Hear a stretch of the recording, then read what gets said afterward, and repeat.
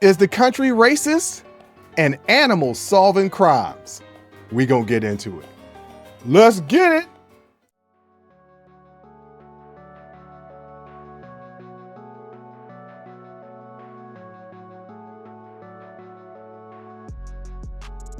Welcome. First of all, welcome. This is Unsolicited Perspectives. I'm your host, Bruce Anthony, here to lead the conversation in important events and topics that are shaping today's society. Join the conversation and follow us wherever you get your audio podcast. Subscribe to our YouTube channel for our video podcast, YouTube exclusive content, and our YouTube membership. Rate, review, like, comment, share. Share with your friends, share with your family, hell, even share with your enemies. On today's episode, it's the Sibling Happy Hour. I'm here with my sis, Aundrea. We're going to be dilly-dallying a little bit. Then we're going to be talking about the young Republican scandal. And then we're going to be talking about a parrot that solved a crime. But that's enough of the intro. Let's get to the show.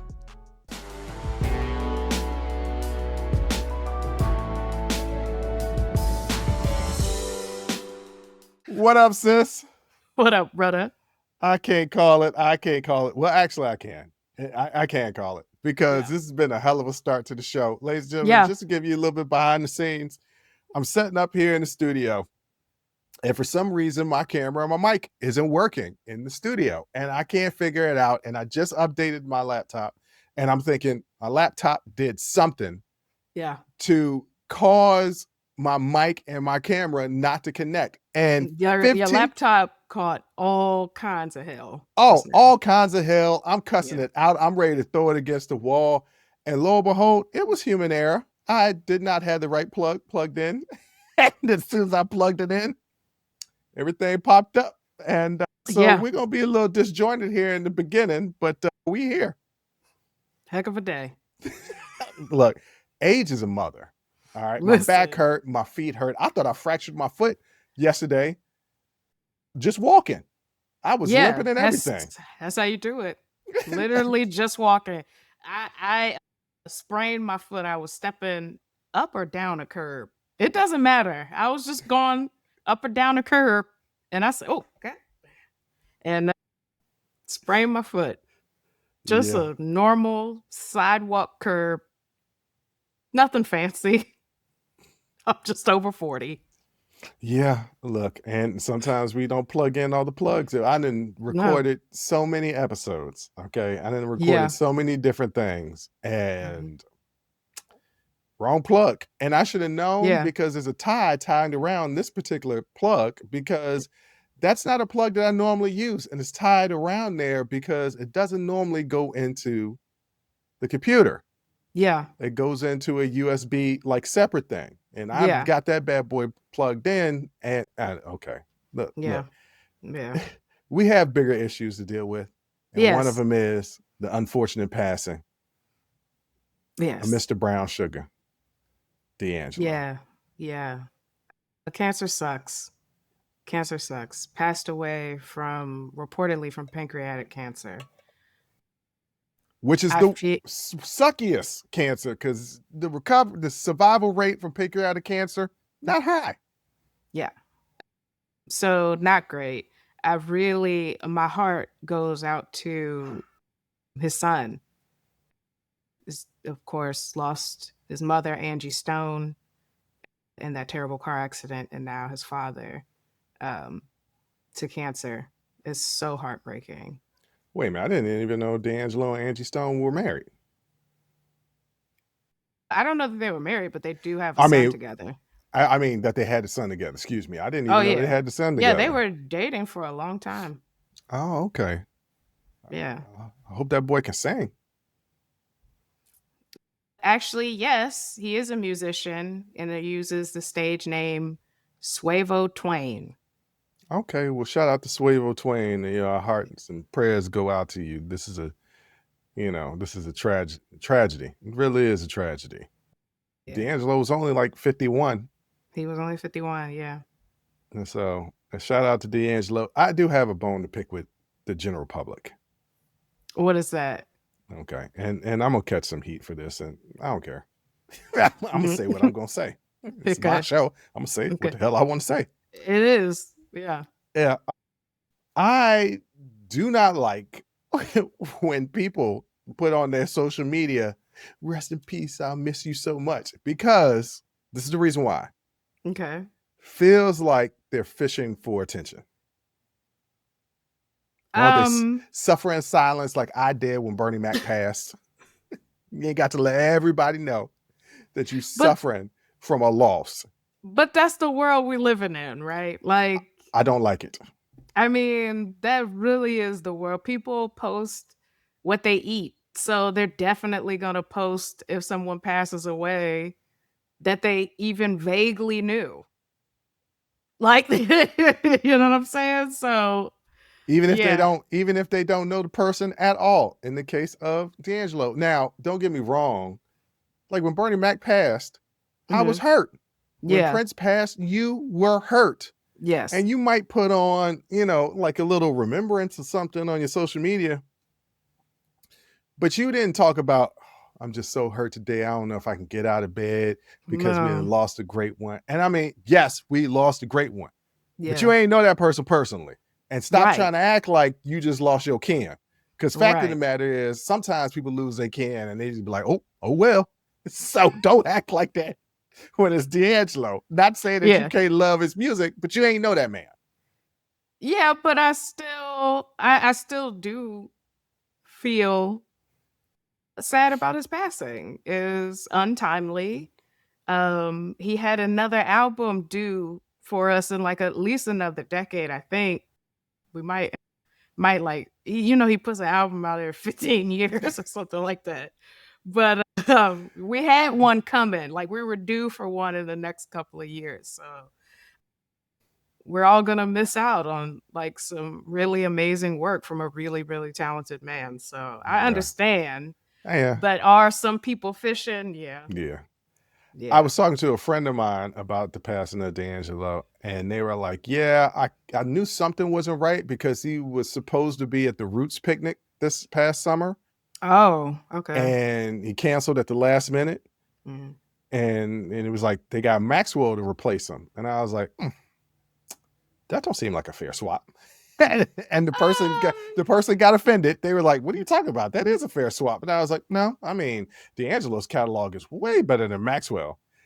Well, I think it's the Michael Jackson Prince distinction, right? Like you have two talented people. One is a musician and one is like an entertainer or singer, right? Like D'Angelo played the guitar and the piano. He produced a lot of his music and wrote a lot of his music. And then you have Maxwell, who doesn't play an instrument that I know of. I don't know that he writes his song. I mean, you know what I'm saying? So, but I still think they were both of that neo soul era. I don't think it's too far off. Okay, they definitely were both neo soul. Yes. Was Music Soul Child already there? Like he was already a part of it? Because that's where I would have gone. I don't know. But yeah, well, somebody told me they heard Music Soul Child perform live and ain't that great? Really? Yeah. That's surprising to me. Ain't that surprising? Well, I was saying that it wasn't a fair trade because I guess I'm not the biggest fan of Maxwell. He got 2 songs to me.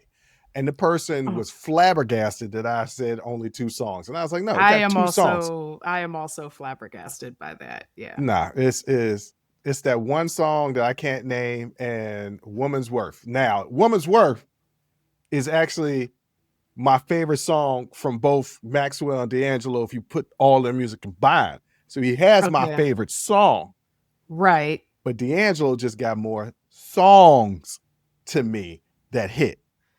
I don't know that I agree. I don't know that I really disagree. If you were to say, Jonna, you want to go to a D'Angelo concert or a Maxwell concert?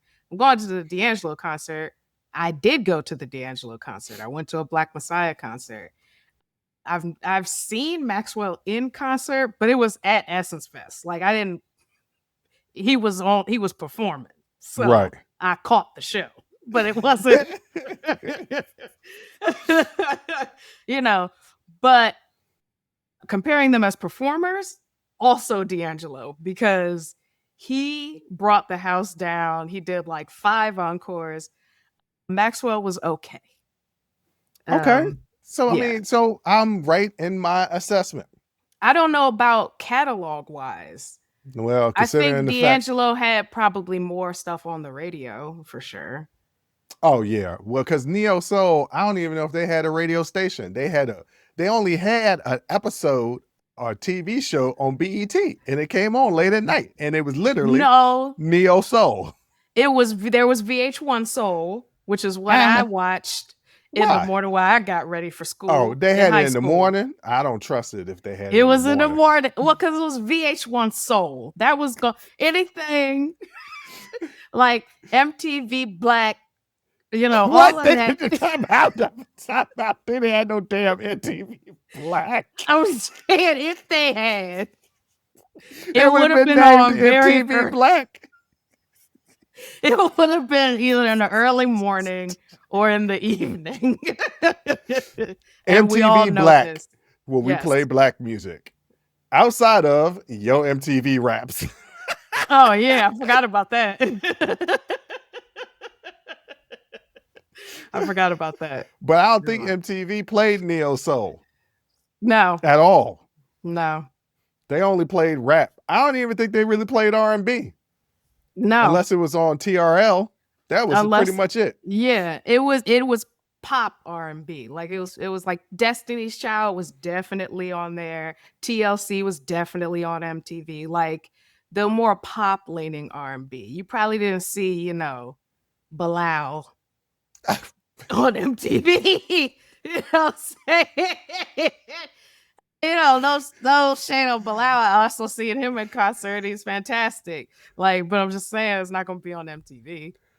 Okay. You know how still staying with music, you know how I butcher names, right? Like, yes, butcher a lot of words, but specifically names. If you throw a name out there, I'm going to butcher it. Mm-hmm. If I said I love the singer Shaza, who do you think I'm talking about? Shaza. Yes. Sade? Nope. Nope. Shaza. Yeah. Shaba Ranks? No. I don't know who Shaza is. I have no idea. Because the artist's name is SZA. That's right. Yo, I said that to one of my friends this morning. And they just walked away. They was like, Yeah. Because at first I was talking about, who Leon Thomas is? He did Mutt, right? And then had me second guessing, like, didn't he? Didn't I get that right? And then I said Shaza. And they were like, and I said it with absolute no confidence. Yeah. No confidence. You just added letters that were not there. That was not there. Oh, when we get to the next segment, I'm definitely going to be adding letters to these names because they're going to be difficult for me to tell y'all. So, hey, just going to go with it. Look, I'm not good. I'm not good with words. Okay. Yeah. Just get over it. At this point, we're over 200 some episodes in. You know who we are. Right. Shoot, we actually close to 300. We had this is 266. Exactly. So by this time, y'all know Bruce struggles. Hey, they know. In the language department. I would say speaking department, but all of it. All of it. This is an interesting story. Okay. This is an interesting story. So I'm going out. For those people who are not familiar with the DC, Virginia area, Quantico is a base. You might know about Quantico from like Criminal Minds and stuff like that. It's what the FBI. Show Quantico. There was a show Quantico? Yes. Okay. I didn't know that. But it's a Marine base, FBI station there, what have you. I was going to visit a friend further south in Virginia. I don't have a car. I thought the Uber ride would be ridiculous. I was looking at metro stops. Of course, they don't go out there. But I got the idea of the Amtrak because I take the Amtrak to go see mom all the time. Yeah. So I was like, I could take the Amtrak train to Quantico. Right? Because Quantico is actually a city. Yes. The base is in the city. Quantico is actually a city. I was like, okay, cool. So I go online to buy my Amtrak ticket. It's only $12, so I'm happy about that. As soon as I hit pay, it says the price of this ticket is no longer available. Go back to the beginning to order. I said, well, wait a minute. What you mean? I go back, it's now doubled. It's $25. So I'm pissed about that initially, right? Because I was going to get it for $12, $25, whatever. Once I hit cart, like what's in there is what's in there. It should be. But Amtrak, I guess they'd be on some shady stuff. So I get my ticket. You know me, I'm nervous about being anywhere late or running late, being sweaty, missing anything. Yeah. So I planned my trip to get to the train station, which is literally a free shuttle ride for me. That's only 11 minutes, but it's the rush hour on Saturday. And where I'm going, it could take 35 minutes. So I leave relatively early. Yeah. So early, I'm sitting at the train station for an hour. No big deal. I play video games on my phone, hop on the train. It's 2 stops from where I'm located, right? It's just boom, boom. And I'm there. I get off at the station. My friend is coming to pick me up at the station. And they're like, is the station near the base? I was like, I don't know. I've never been here before. I think it's near the base. I can't get on the base. Wow, I can't be on the base because it's an Amtrak. Why would they put it on the base? It's not on the base. Jay, I get off the train, get on the station, look around. On one side, I see, oh, that's definitely the base because that looks like that's real secure. On the other side, I see basically a town. So I was like, oh, okay.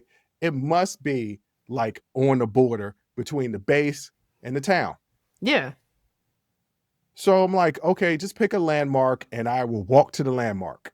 It's all highways around here. Okay, just find a landmark and I'll get there. Yeah. They find a landmark. It's about 3 miles away. First, I was going to walk, but don't want to be sweaty. So I was like, I'll just get an Uber.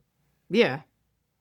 But I'm in the train station and there's nobody working there. There's nobody there. I'm all alone. And I start to get nervous because I then realize, no, I'm on the base. The train station is on the base. Ladies and gentlemen, I'm in sweats. No. Oh, no. My ID is slightly cracked, which automatically means it's invalid, right? If you got a peel or a crack on your ID, it's invalid.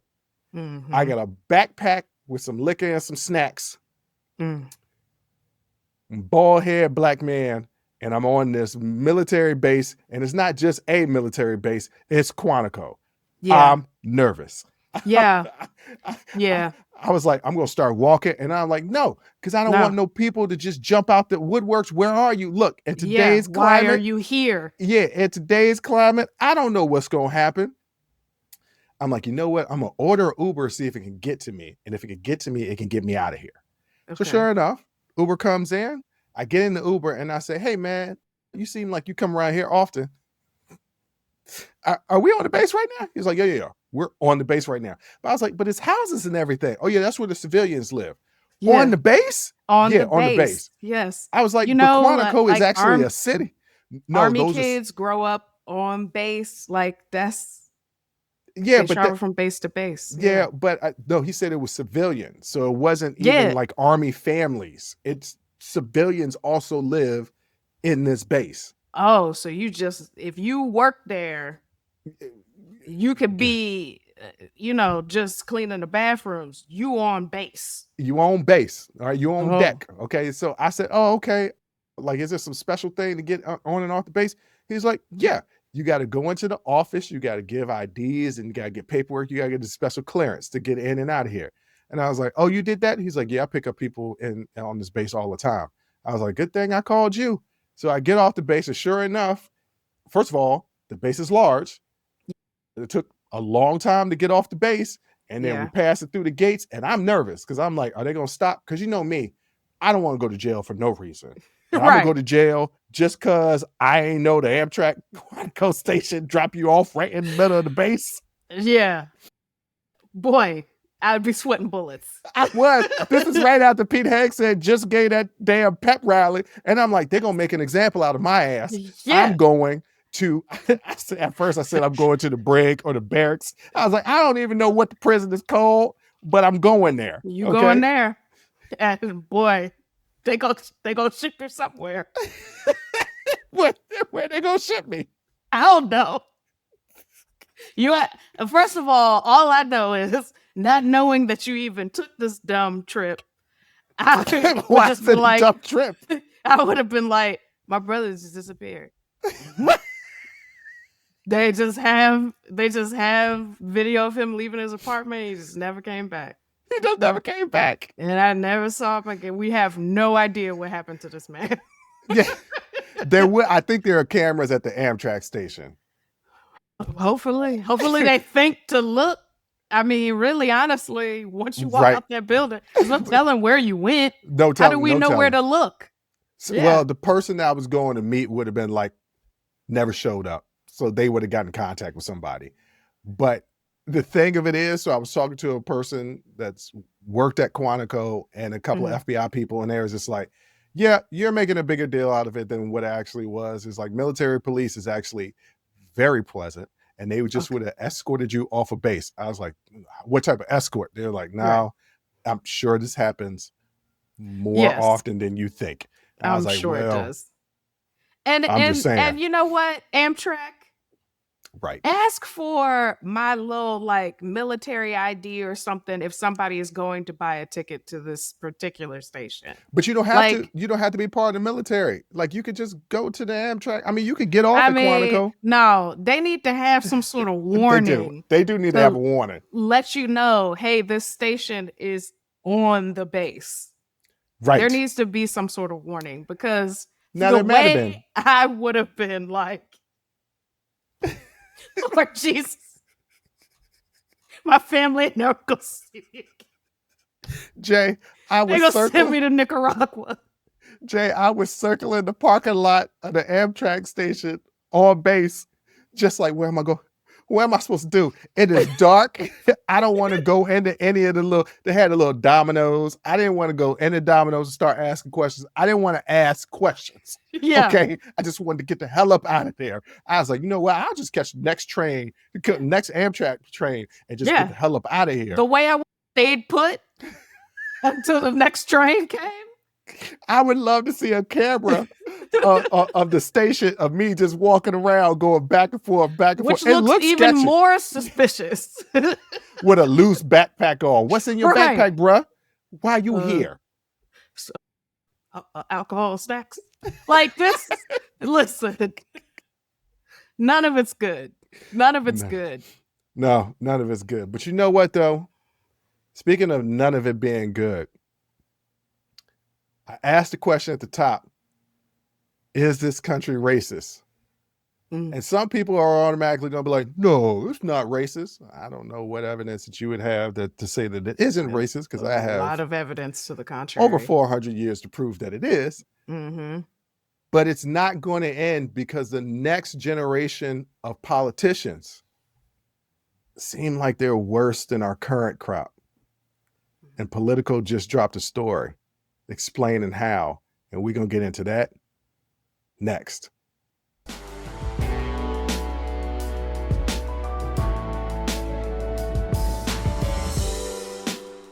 Jay, there was an article on Politico, and the title of the article is just like, it's a long headline, okay? And the headline reads, I love Hitler. Leaked messages expose young Republicans' racist chats. Thousands of private messages reveal young GOP leaders joking about gas chambers, slavery, and grape. Ladies and gentlemen, I say grape instead of the other word because everybody knows. Okay, some people don't know. Oh, okay. So does you said in the behind the scenes that you were not surprised about what this article revealed, and I'm going to get into the details of it in a minute, but just what do you mean by the fact that you were not surprised? Not surprised that this kind of behavior and rhetoric is still alive and well in the United States of America? No, I'm not surprised. Okay, so what does the article tell us? The leaders of the young Republican organizations in New York, Kansas, Arizona, and Vermont participated in a private group chat where thousands of messages containing racist, anti-Semitic, and violent language were exchanged over a 7-month period. The leaked Telegram chat named Restore War Room included numerous offensive statements, including praise for Hitler, jokes about gas chambers, grape, and slavery, and racist insults directed at Black and Indian individuals. The scandal has sparked national outrage and resignations, with the Young Republicans National Federation calling for immediate accountability and removal of these individual chats. So these messages were sent by the Young Republican leaders. Specific quotes including calling Black individuals monkeys and watermelon people, and joking about sending political enemies to the gas chamber. Now, I will say, I have heard, the racist jokes about Black people and watermelon, but to call us the watermelon people, that's original. It's not that original. It's also not that clever. At all. At all. I mean, the message is they love the watermelon people. It's not even, to me, really clear that they're talking about us. Yeah. It's not, I think it would take me some time to be like, they talk, because Black people eat watermelon, apparently. Everybody eats watermelon, by the way. Everybody does, but okay. And so that, okay. Yeah, y'all are not. I say I'm not surprised by any of this because I'm not, but what I'm not surprised by the most is just the lack of originality. He's like, if you're gonna be racist, be clever. Be clever, actually be funny. Everything in here is just dude, the watermelon people. Just Beavis and Butthead. It's racism. It's so lame and it's so tired. And I was like, I go to a zoo if I want to watch a monkey play ball. First of all, if you watch anybody play ball, you're watching a Black person. So you must not be watching nothing that involves football. Well, golf. Tiger Woods, y'all. Tiger ain't been playing. He ain't the only one. He just opened the door. Remember, we don't give a damn what he considers himself. What does the world consider him? A Black man? No, we can't do that, because then that argument can be used against trans people. So you can't say what the world looks at you as is what somebody says they are. It cannot. Okay. Okay. Because race is a social construct. It is based on people's perception. You're true. Okay. Gender is not a social construct. You're right. Well, these people weren't just like regular people. These were people that were chairs and even a state senator that were participating in this chat. So most people would be like, well, who's the Young Republican Leader National Conference? What does this mean? These are your staffers. These are the people who are the next in line to be politicians, to be state senators like Samuel Douglas from Vermont, to be state representatives, to be House of Representatives, to be senators for Congress. These are the next people that's in line because they're already working with these people. So that's the reason why this is so very, very important. This is the youth of the Republican Party that's going to be the establishment in 15 to 20 years. Yeah. I would like to add, I don't know if you were going to talk about J.D. Vance's response. I was, but we could get to it right now. Yeah, go ahead, because I guess so. Boy, well, so this is what I will say. Both Republican and Democratic leaders have condemned the leaked messages. And the Young Republican National Federation was swift to declare such conduct shameful, unworthy of any Republican, and directly contradicts the principles of our movement upholds. No, it doesn't, because it's kind of falling in line with a lot of the policies that y'all got going on now. But okay. Yeah. And so a lot of people were fired. Some people's jobs were rescinded. And then we get to J.D. Vance. He attempted to downplay the severity by characterizing the messages as edgy, offensive jokes. Have at JD Vance, Jay. So this man says they are edgy, offensive jokes made by kids. And kids do stupid things, especially young boys. This was not a couple of 12-year-olds group chat. To be in the Young Republicans, you must be at least 18 years old and no older than 40. So these are not children. They're not kids. And it was women. And there were women. And there were women in this chat. Or at least one woman in this chat. Yes. Right.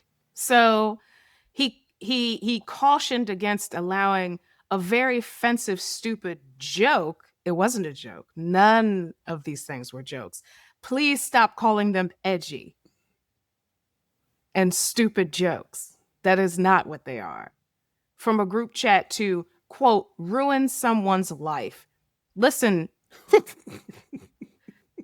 to me now.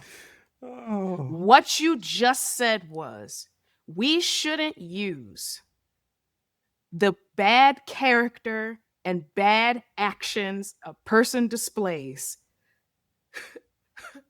as criteria for how we should treat them. And how they should get employment. Yeah. You are asking us to ignore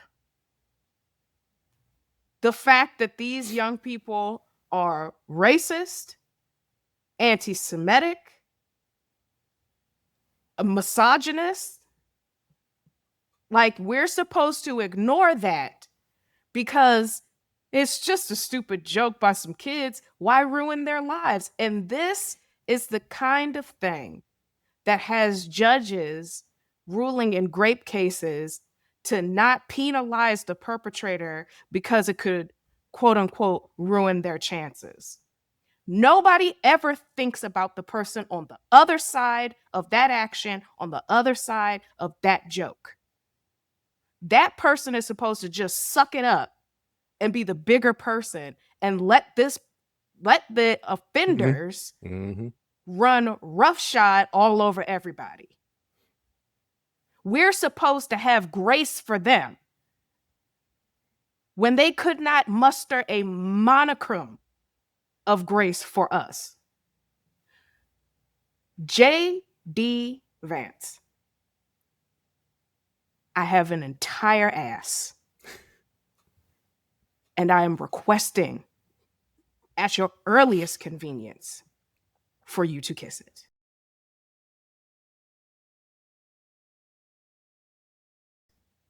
Yeah. Yeah, because and the people that are trying to downplay it, people trying to say, oh, kids are kids. No.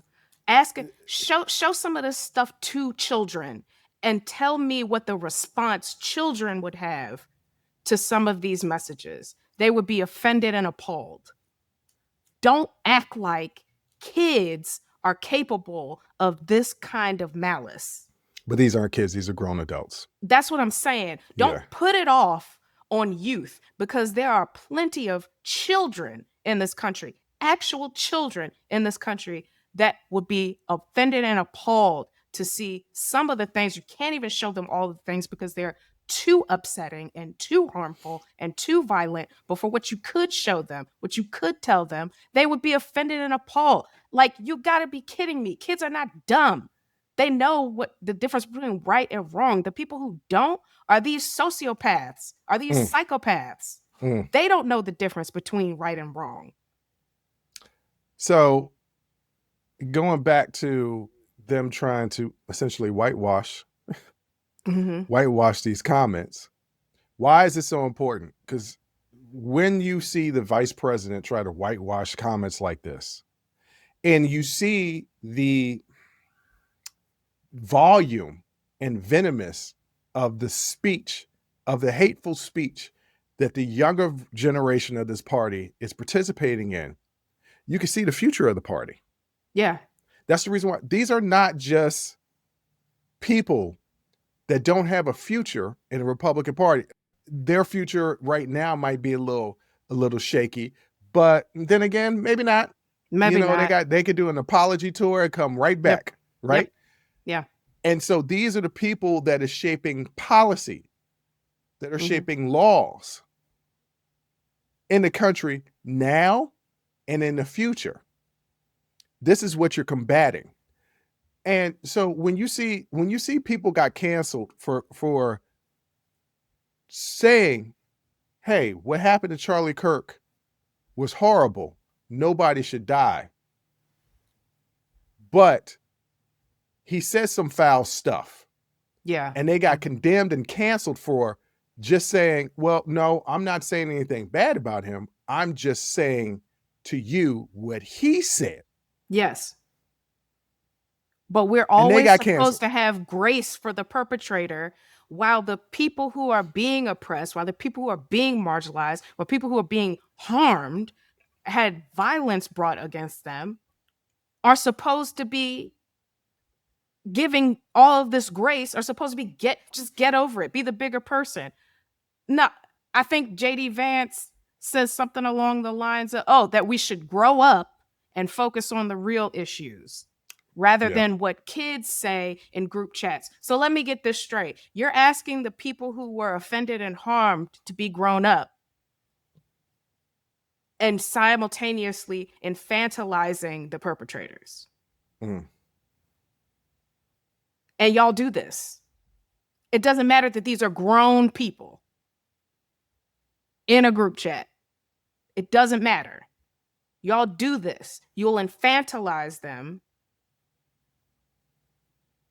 to hopefully garner some empathy. Child, please go somewhere else with that, because you're not going to find a drop, not a speck, not a molecule of empathy over here for me. Mm. Lose everything, kids. So I asked every the question, last one of y'all. So I asked the question at the top: is this country racist? Here's a prime example. You're like, well, these people were just saying some stuff. These are the people that are going to be shaping policy. Racist or racism is the ability to impact the lives of marginalized people based off of discrimination and hate. Bigotry is, I don't like you for the color of your skin, your religion, everything like that, but I don't have any power to affect your life on a day-to-day basis besides just being an asshole, right? Mm-hmm. Racism is having that bigotry and then having the power to affect somebody's life. Yeah. By creating policies and laws. And they do this type of stuff. And the reason why the JD Vance is, downplayed is because they look at marginalized people as less than. They're beneath them. Yeah. And I've been watching, have you been watching this Ed Gein TV show on Netflix? I know who he is, but no, I didn't know he was given a TV show for some reason. No, Ed Gein, so he's tied to Psycho and Texas Chainsaw Massacre. Those movies are based off of him and his crimes. Yes, I know who he is. No, I'm telling the audience. But you forget that we actually not just talking me and you, we're recording podcasts. You're right. You're right. I forgot about that. Yes. And I think it's Gein. I think it's Ed Gein. I mean, I don't really care. I don't really care about mispronouncing that man's name. But it is Gein? It's Gein, because I've heard it several times. I got that name right. Anyway, so I'm watching this, and one of the episodes is Alfred Hitchcock, who created the movie Psycho based off of Ed Gein. Mm-hmm. And he was enthralled with the fact that it was the first real slasher movie to really show blood and guts and things like that. Even though it's very tame for now, but it was the first movie, and people were getting sick and throwing up in the movie theater, and he was loving it. He was like the shock and awe. He was loving it. It was great.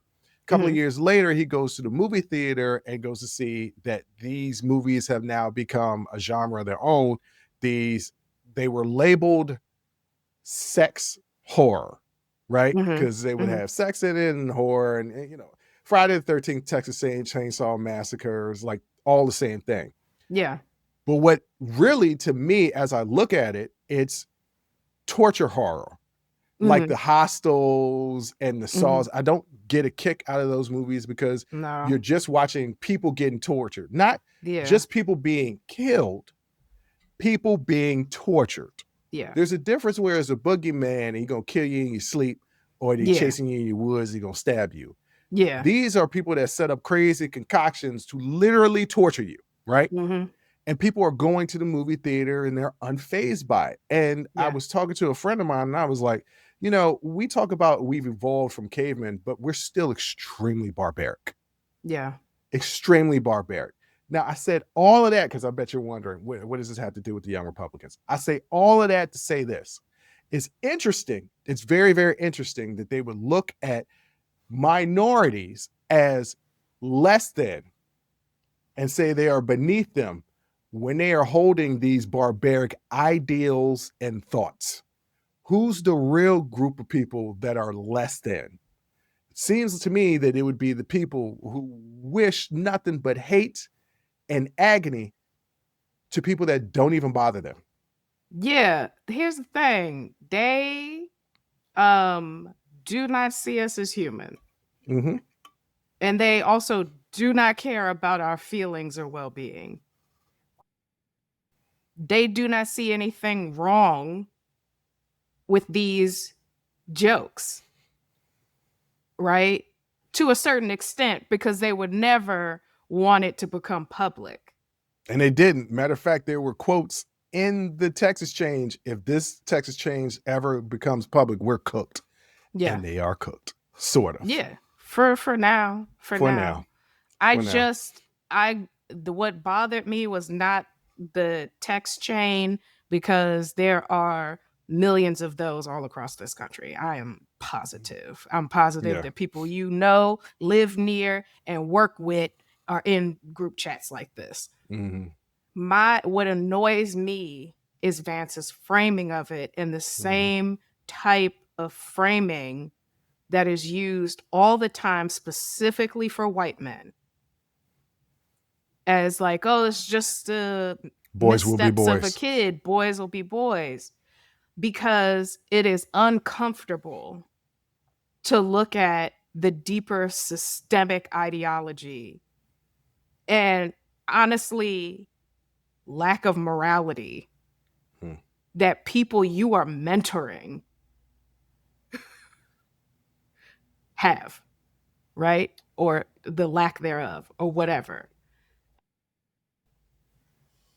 You make it so that we have to say things like Black Lives Matter because you so definitively dismiss our humanity.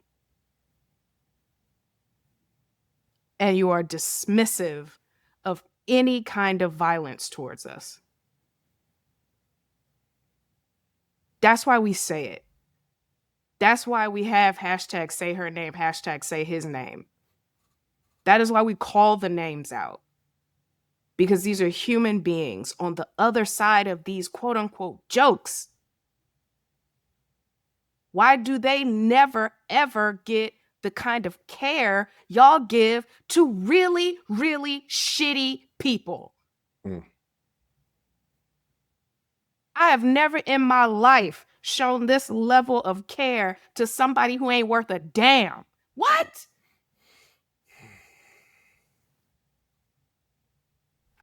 I can't. So I ask you guys out there again, is this country racist? And I'll answer the question for you in a Stone Cold Steve Austin voice. Hell yeah. That sounded like Macho Man. Like I'm not gonna let it. I said, hell yeah. There it is. Yeah. I said, hell yeah. Okay, hell yeah, this country is racist. Yeah, that first was definitely a Macho Man Randy Savage. And I hurt my throat. Yeah. Bruce gonna get something to drink. We'll be right back.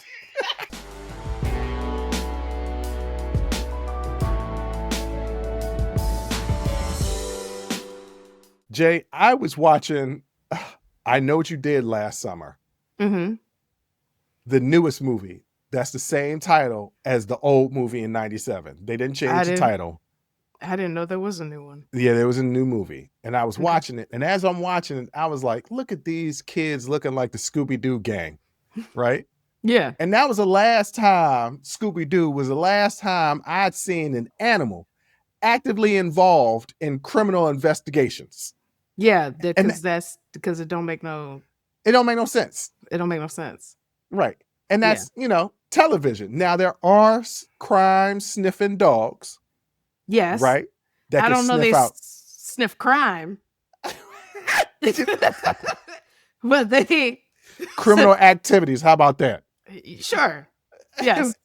They can smell bombs and cocaine and all the drugs in the communities. Yes. Okay? Yes. Correct. Yes. They also can stop assailants. Yes, they can. Yes. Yes. But what they don't do is help solve murders by telling you who the murderer was.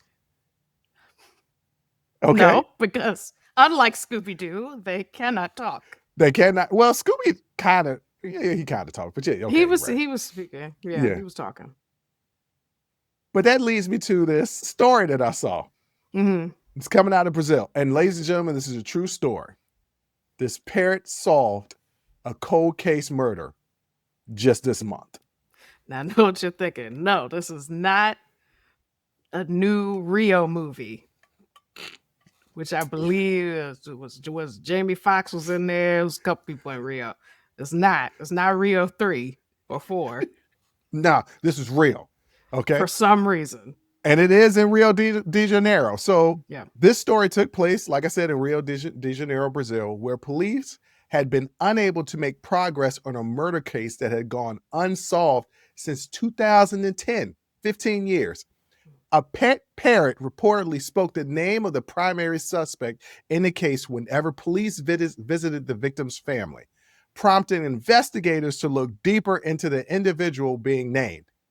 Based on this odd but persistent witness testimony by the parrot, detectives re-examined old evidence and confronted the suspect, who then confessed to the crime after lengthy questioning. This led to the parrot being credited as a key witness, with legal experts commenting it was the first time a parrot's statement had ever been accepted in Brazilian legal proceedings. The bird was later given an honorary detective title by local law enforcement, cementing its status as a minor celebrity and sparking debates about the role of animal intelligence in criminal justice. So this guy thought that he had got away with a murder for 15 years, and his parent was like, nah, Michael did it. Michael did it. Michael did it. Every time the cops came around, Michael did it. Michael did it. And the cops is like, maybe Michael did it. And he knew the dude, Michael got, I'm just making up the name of the accused, or no, the guy that was convicted. Mm-hmm. This dude got questioned by the cops, and he's just like, you know what, y'all got me. I can't outbeat no parrot. I got away for 15 years. Yeah, I went ahead and I did that. It's a funny story. That's the dumbest thing I have ever heard. Why did no one consider that a family member who probably knew Michael did it just trained the bird to say Michael did it? Like the bird, parrots mimic. Right. Yeah. Why would they think the parrot is talking? The parrot is mimicking something. No, parrots can talk sometimes. They can have a conversation. I honestly, I'd like to speak with a birdologist about that. Is that what they call it, a birdologist? An aviologist. An avianologist. I'd like to speak with somebody who does birds for a living, who lived it. Okay, I want you're saying a family member could have told it, but what if the victim, as they were dying, told the parrot, Michael did it? And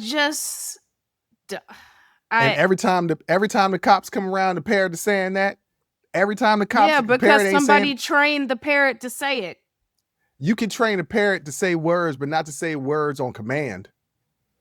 And let me guess, was it the same detective that came to visit the victim's family? The detective assigned to the case? For 15 years, I don't know So- how Brazilian cold cases work, but I don't think the same detective was with it for 15 years. All I know is this is probably the dumbest police work. And then he confessed to the crime after lengthy questioning. They had that man in there so long, probably beating the hell out of him. The parrot already told us. And he probably said, listen, fine, okay, I can't take no more. Because somebody was like, I'm pretty sure he did it. Let's train this parrot. Like, is that a possibility? Yes. Hey, look, I'm just telling you what the story says. The fact that is a possibility means that this key quote unquote witness testimony cannot be. Please. Don't matter. He confessed. It don't matter. He did it. He confessed. He confessed. Did he do it? I don't know, but he confessed. Yeah, there are false confessions. This is not good police work. I feel like this is a comedy. I mean, we already had Turner and Hooch. Maybe we had Turner and what's a bird name? I was about to say Pooch. Yeah. Tweety. I mean, Poochie could be a good parrot name. No, I don't. That's a dog. Poochie. Pooch. Damn, I don't know. Actually, we know human beings nicknamed Poochie. Well, yeah. I thought this was funny. The parrot got a detective little thing, his little minor celebrity. I'm gonna go visit Brazil and go meet this parrot. Like, you cracking cold cases? This is truly, truly terrible. 15 years. No, 15 years. It took 15 years and they cracked this case. No, y'all just should have gone over that evidence again because it was already right there in your face. Well, animals do be telling your business, whether you want them to or not. All right.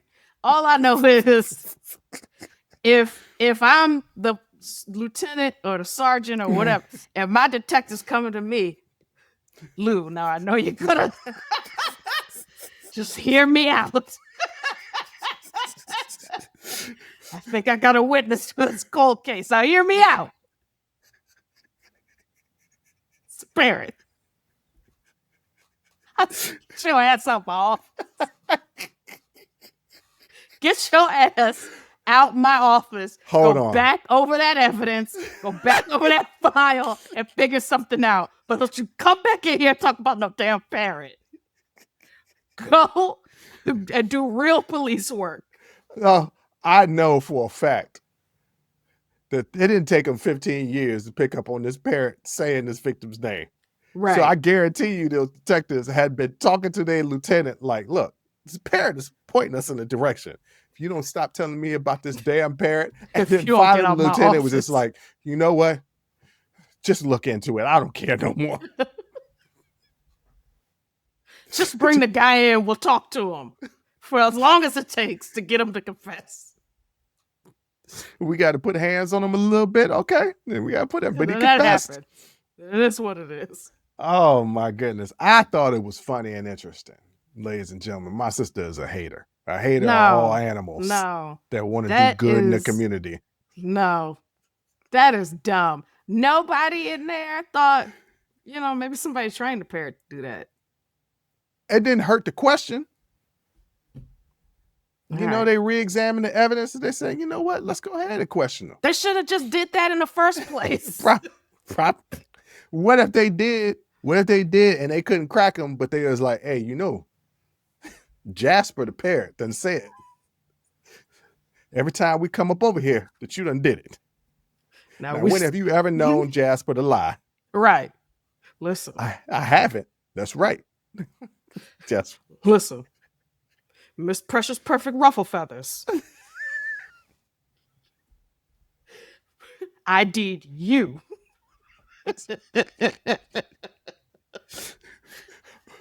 As the murderer. What they be doing in the first 48? Because they always talk about somebody that said something to get them to confess. Yes, that's exactly how they do it. Now, why would they say that about you? Why would Miss Precious Perfect Ruffle Feathers say that about you? It's the fact that you're saying that and you're not getting tongue-tied at all that really makes me jealous. Because I'm sitting here saying Shaza when I'm trying to say something. Wow. And the thing is, I bet you've never mispronounced RZA. Nope, never. Or Jizza. No, never. And so SZA. No, that's Shaza. I just put an A in there. The same name. And did I put an A or an H? No, I put an H in there. Both. It's SHAZA. Yeah. Yes. Shaza. Yes. Shaza. I did. No problem with the Wu-Tang Clan. None. RZA, the Jizza, Inspector Deck, ODB, you got Method Man. Yeah, no problem. Rakim, Ghostface Killer. But all you do is just swap out the R or the G with an S. I'm still having trouble with it. You done said RZA and Jizza, but I still want to say Shaza. SZA. Nah, Shaza. Boy, oh anyway, boy. Jay, what do you want to tell these people? What do you want to tell these people before we go? I don't have nothing to say. Listen, this is why we don't trust the police, though. Because y'all using parrots to solve crimes. Oh, okay. All right. Well, I'm just happy that parrot was not there when I went to that Quantico Amtrak station. Because that parrot would have been like, he doesn't belong. He doesn't belong. And I wouldn't be filming this show because I'd still be in military prison or somewhere else. Somewhere else. Somewhere else. On that note, ladies and gentlemen, I want to thank you for listening. I want to thank you for watching. And until next time, as always, I'll holla. Woo! That was a hell of a show. Thank you for rocking with us here on Unsolicited Perspectives with Bruce Anthony. Now, before you go, don't forget to follow, subscribe, like, comment, and share our podcast wherever you're listening or watching it to it. Pass it along to your friends. If you enjoy it, that means the people that you rock will enjoy it also. So share the wealth, share the knowledge, share the noise. And for all those people that say, well, I don't have a YouTube. If you have a Gmail account, you have a YouTube. Subscribe to our YouTube channel where you can actually watch our video podcast and YouTube exclusive content. But the real party is on our Patreon page, After Hours Uncensored and Talking Straight-ish. After Hours Uncensored is another show with my sister. And once again, the key word there is uncensored. Those are exclusively on our Patreon page. Jump onto our website at unsolicitedperspectives.com for all things us. That's where you can get all of our audio, video, our blogs, and even buy our merch. And if you really feel generous and want to help us out, you can donate on our donations page. Donations go strictly to improving our software and hardware so we can keep giving you guys good content that you can clearly listen to and that you can clearly see. So any donation would be appreciative. Most importantly, I want to say thank you for listening and watching and supporting us. And I'll catch you next time. Audi 5000. Peace.